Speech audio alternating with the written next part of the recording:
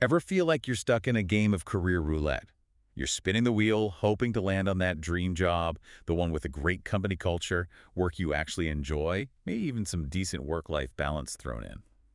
But how do you separate the shiny PR from the real deal? It's tricky, right? It is. And that's where employee reviews come in. They can offer a raw, unfiltered glimpse into what it's actually like to work somewhere. Absolutely. They're like little windows into the soul of a company.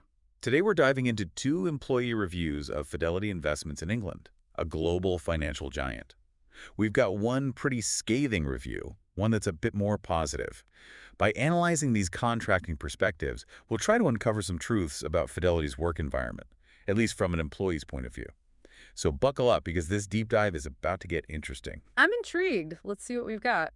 All right, first up, we have a client servicing manager based in Epsom. This review dates back to October 2021, and it starts with, well, let's just say it's not the most encouraging start. Oh, tell me more. This employee had to wait a staggering 2 weeks just to get their login credentials. Not exactly the welcome experience you'd hope for. 2 weeks. That's unbelievable. It makes you wonder about their onboarding process, their internal communication. I mean, talk about a red flag from the get-go. Yeah, and it doesn't stop there. Sadly, the reviewer mentions a racially charged comment made by their hiring manager during the interview process, no less. I mean, that's a huge red flag, wouldn't you say? Absolutely. It raises serious questions about the company's commitment to diversity and inclusion. Is this an isolated incident or indicative of a broader cultural issue within the Epsom office? We need more information, but it's certainly concerning. Definitely. Now, getting into the actual work experience, the reviewer uses an interesting phrase to describe their colleagues: lifers. Many of them had been with the company for decades. Lifers, a loaded term. On the one hand, it could suggest loyalty, stability. On the other hand, it could indicate stagnation, a lack of new ideas and energy. Precisely. And when we consider the earlier comment about the hiring manager, you start to wonder about the overall culture in this particular office. Is it a place that welcomes diverse perspectives and fosters ambition? Right, it makes you think. Is it possible that this lifer culture, if that's indeed what it is, could contribute to a less inclusive environment? That's the million-dollar question.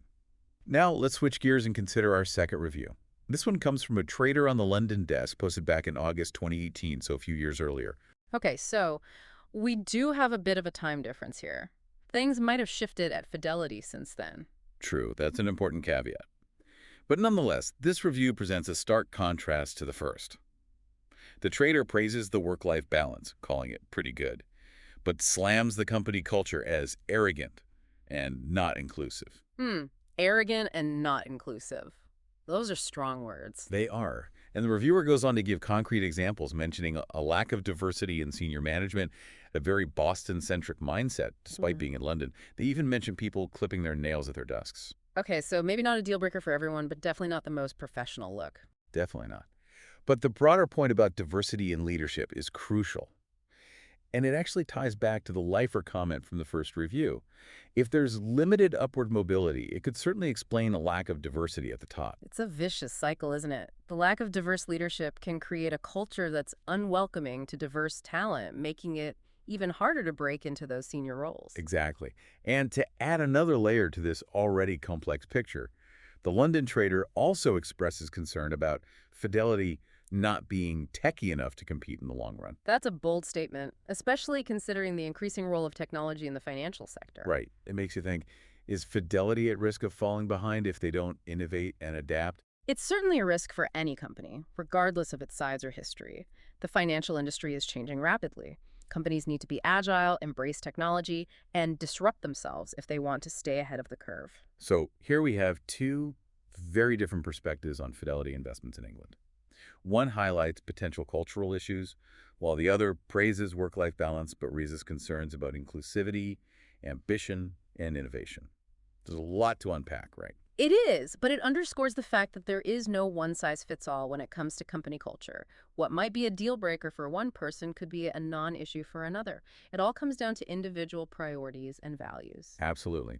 And that brings us to the big question for our listeners. When you're evaluating a potential employer, what matters most to you?